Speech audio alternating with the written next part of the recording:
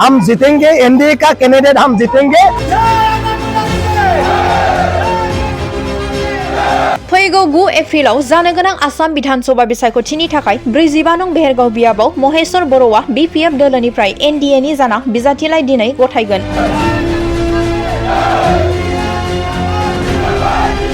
बे हाबाफारियावनो बिक्रम दैमारिया फोरमायो दि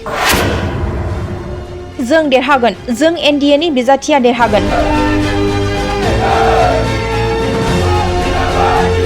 हम जीतेंगे, एनडीए का कैंडिडेट हम जीतेंगे।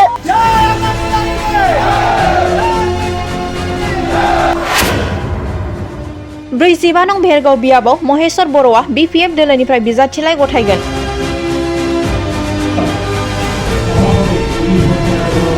बे बिजाथिलाइ गथायनाय हाबाफारियावनो 45 नं बेहेरगाव बियाबनि रायजो राजाफोरा रंजा बाजायै बाहागो लानायखौ नुनो मोन्दों।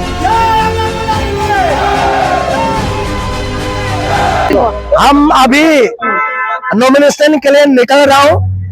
हमारा बीपीएफ दल जितना तय है, हम जीत जाएंगे।